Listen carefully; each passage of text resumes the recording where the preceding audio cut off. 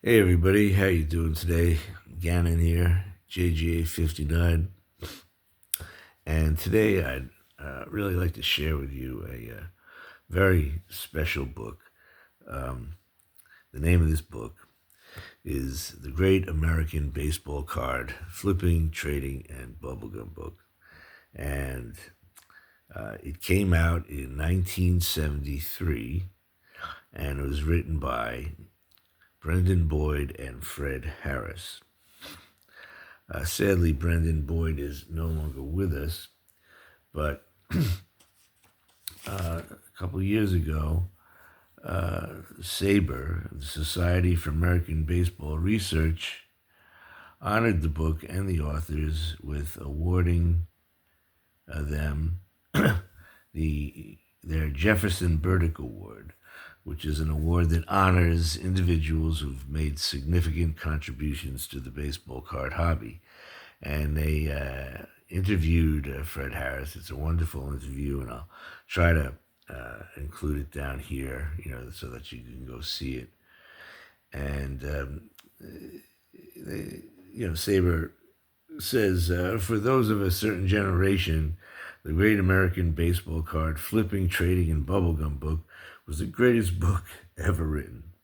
Certainly the greatest book we had ever read. And Boyd and Harris were Boughton, Tolstoy, and Shakespeare rolled into two. In 152 pages, Boyd and Harris mines the ore of why we collect baseball cards. All right.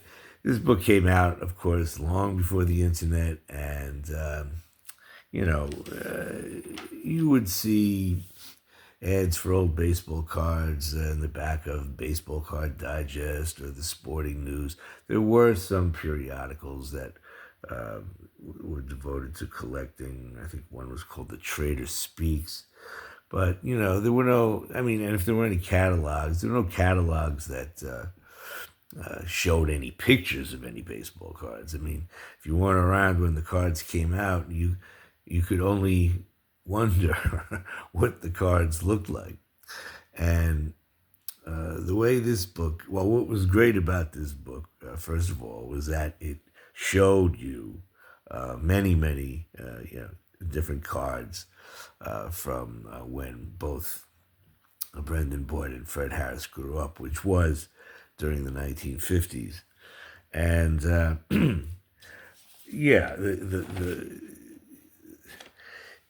in my YouTube travels, I haven't heard anybody really stop and recognize this book. Actually, I've heard maybe one person mention it in passing.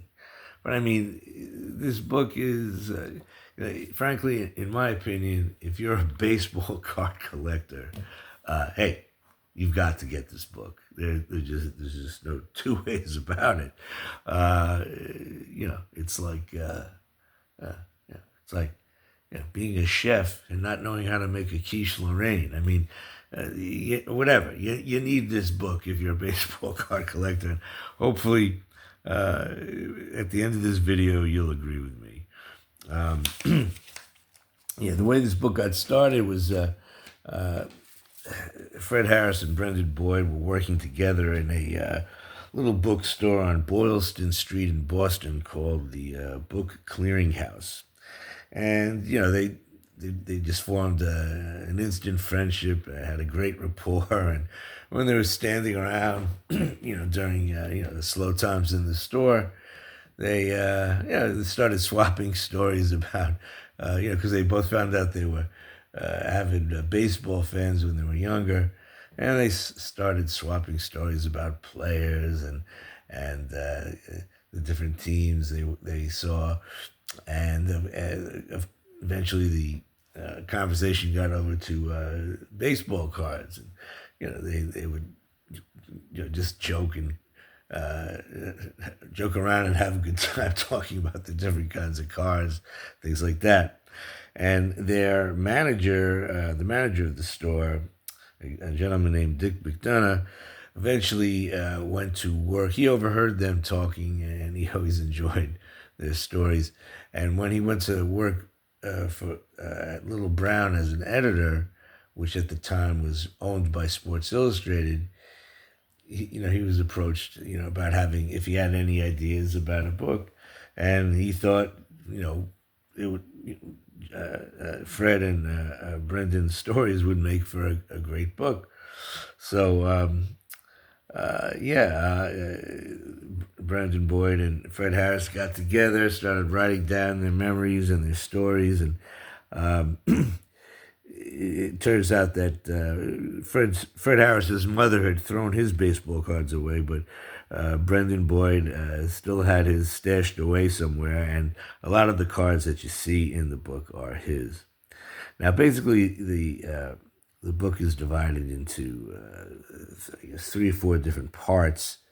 I'll open this up. This is an original copy from 1973, and yeah, you're gonna see a lot of pictures, right? And this was like revolutionary at the time, and it became a bestseller. And again, the 3, what there, 1, 2, 3, 4, 4 different parts to the book, and the part that most people are going to flock to is the profile section, where you're going to see lots of cards and stories. But the other sections are really wonderful to read, and maybe I'll share a little bit from them in a minute. But I thought I'd just give you an idea of what this book is like. I mean, what you have are a couple of guys. They're in their mid-20s or late 20s. It's the early 70s. They're reminiscing about their youth. Also, kind of incidentally, at the same time, there was a bit of a nostalgia craze for the 1950s. American Graffiti had come out, and right after that, Happy Days. And so this book,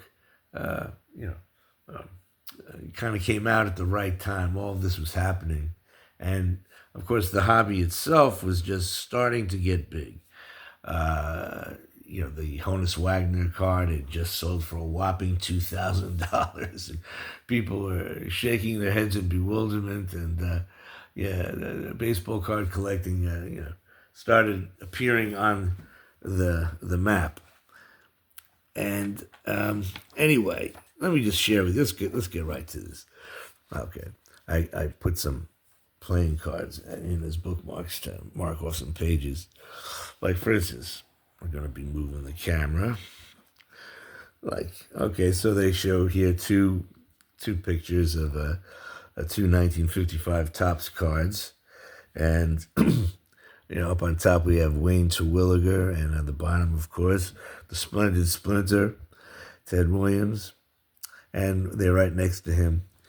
In 1955, there were 77,263,127 male American human beings, and every one of them, in his heart of hearts, would have given 2 arms, a leg, and its collection of Davy Crockett iron-ons to be Teddy Ballgame.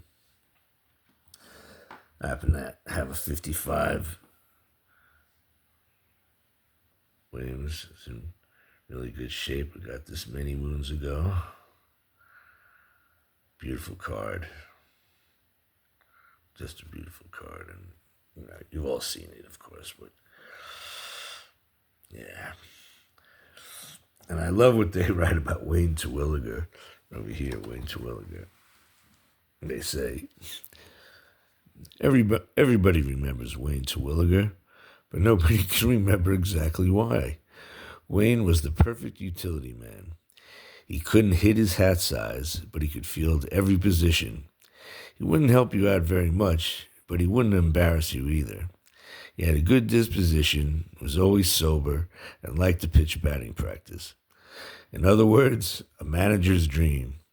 He also looked like a utility man.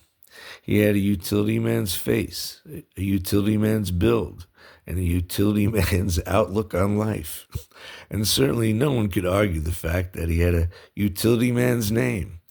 He always looked to me like the sort of guy you might send to unplug a drain in a large apartment house. Of course, what made it even better was that he played with some of the worst Washington Senator teams of the early 50s, teams consisting of entire rosters of utility men. uh, so this is the kind of stuff you're going to see here. Here's another one. Hold on. Let me see if I can get to the page. I got different. Oh, yeah. Okay, here we go. Okay. Rocky Bridges. Here's a 1959 Topps Rocky Bridges. And of course, you see the other great cards of Bill Skowron, Eddie Stanky, Don Larson. And I have a Rocky Bridges here. Let's get a good look at the front. And I guess this is a gray back. Anyway, let's see what they say about Rocky.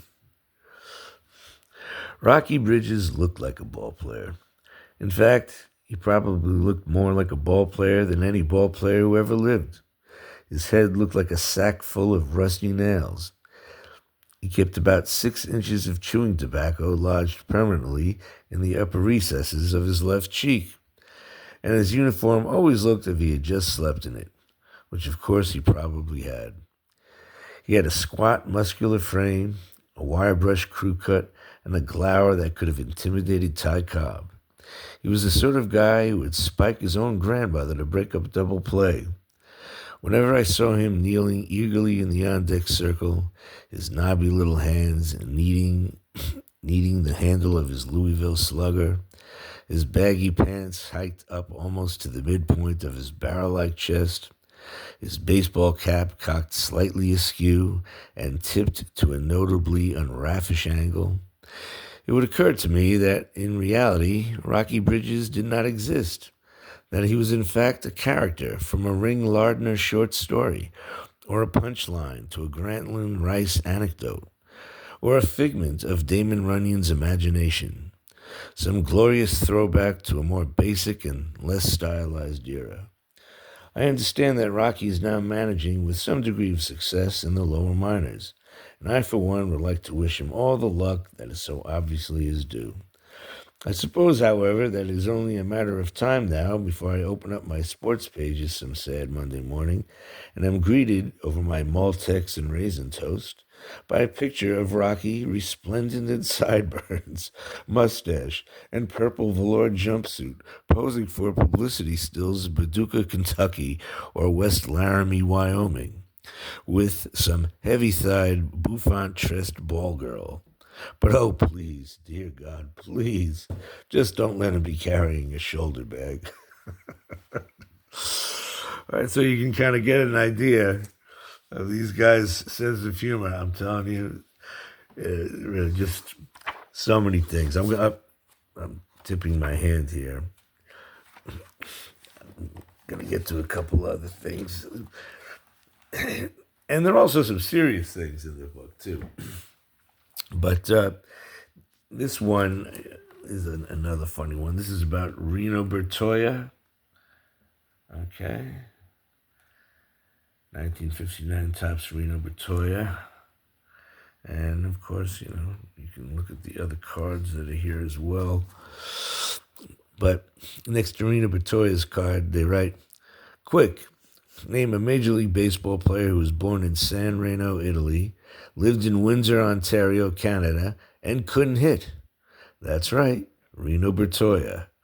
Okay, name another one. The back of Reno's card is interesting. It says that his average last year was 162, and that although he did not get to play in too many ball games, he gained valuable he gained valuable information about American League hurlers that would help him in the future. I suspect that the information he gathered was that every pitcher in the American League could get him out, and that perhaps he should try some other line of work. Oh, boy. All right. Actually, here, this is a kind of a serious page. Over on the left, you see 4 cards of former Brooklyn Dodgers, You got the 52 Bowman, Roy Campanella, 58 Topps, Carl Furillo, 54 Bowman, Billy Cox, and 54 Topps, Joe Black. And the little thing that they have written here is, I see the boys of summer in their ruin lay the golden tithings barren. And I think that's really the way that should be interpreted, is that right at this time, maybe a year before this book came out, one of the seminal baseball books came out called The Boys of Summer by Roger Kahn, who covered the Brooklyn Dodgers as a newspaper reporter, and then went on to write a book about kind of where the Dodgers landed, after their heyday as players.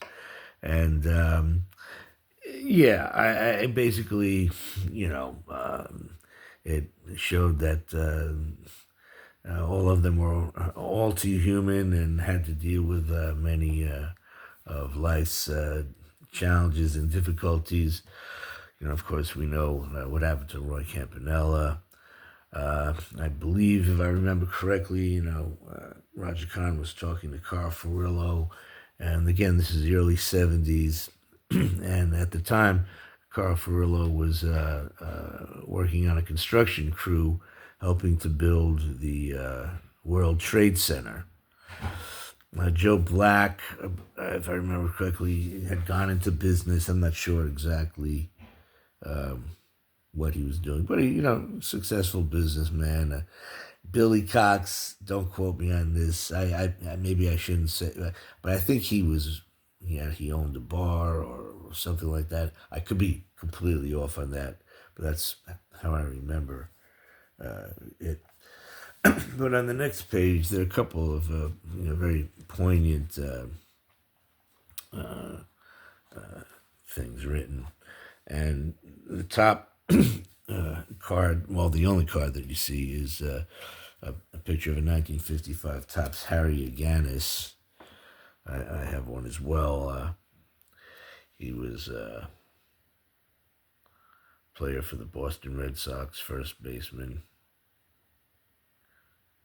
Hope that's focusing. And so they write, the Golden Greek, an All-American quarterback at Boston University, a fancy fielding, home run hitting first baseman for the Boston Red Sox, a tall, handsome, clean-cut son of immigrant parents, a good student, an all-around athlete, a youth leader, and a teenage idol. Harry Aganis was the epitome of the American dream. The day that he died of leukemia at age 25 in 1955, I was attending a performance of the Big Brother Bob Emery television program with a group of my fellow Cub Scouts. I can still remember the oversized headlines in the Boston newspapers and the feeling of stunned incredulity they aroused in all of us. Our first encounter with the underlying frailty of the human condition. Up until then, death had been something that only happened to animals, or in the movies, or to bank robbers, or to people who had fires in their houses, or to the old. But Harry Aganis, if something like this could happen to Harry Aganis, then what was to become of us? What indeed? Yeah. And well, actually, since I'm here, again, this book was written in 1973, and fresh in everybody's minds were the recent deaths of Jackie Robinson, who had passed away in October of 1972, and Roberto Clemente, who had died tragically on New Year's Eve, trying to help the earthquake victims in Nicaragua. And I also happen to have both their cards here. The 56 Topps, Jackie Robinson.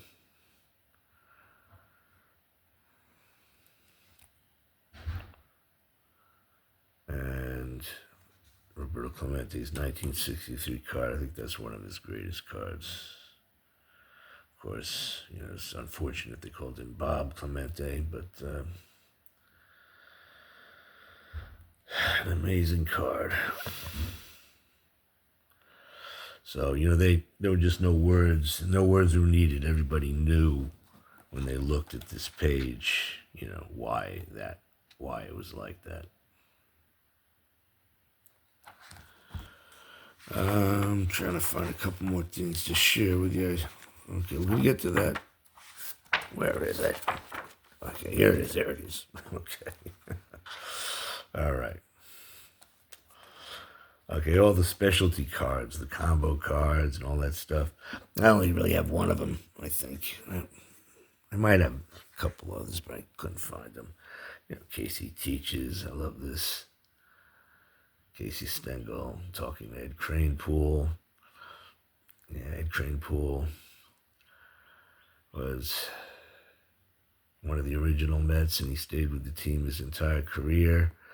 He passed away earlier this year, and the Mets are now wearing his number 7 on their sleeves. And of course, they would write a little biography, or a little something on the back. I won't bother reading that now, but it's a great card. But so they talk about to fill out a series for collectors and to provide a change of pace for the rest of us, the card companies would occasionally issue special cards, about 25 or 30 a year. Coach cards, rookie cards, historical cards, cards with highlights of last year's World Series, manager cards, star cards, record cards, as well as the inevitable and much dreaded series checklists. The cards were all right in themselves, but they were nothing in comparison with their headlines. Sluggers Supreme, Rival Fence Busters, Pitchers Beware, Cubs Clouders, Destruction Crew, Pitching Partners, Batter Bafflers, Words of Wisdom, Keystone Combo, Power Plus, Heavy Artillery, Bomber's Best, Giant Gunners, Tribe Hill Trio. The composers of these little captions believed in alliteration. The composer of these little captions believed in alliteration and wasn't the least bit bashful about laying it on. Master and mentor, soft stalwarts, mound magicians, Cincy Clouders, Beantown Bombers, Card Clubbers, Tribe Thumpers, Mets Maulers, Bengal Belters. Okay, I could go on and on and on and on. But my favorites were the particularly enigmatic items. Lindy Shows Larry, Bill's Got It, Corsair Trio. They always looked so intriguing on a checklist. I mean, what could they possibly be? All right, I'm only going to share with you one more. I got to, you got to go out and get the book for yourself. I mean, these are all just classics. And it's not politically correct, so there are a few things in there that, you'll see.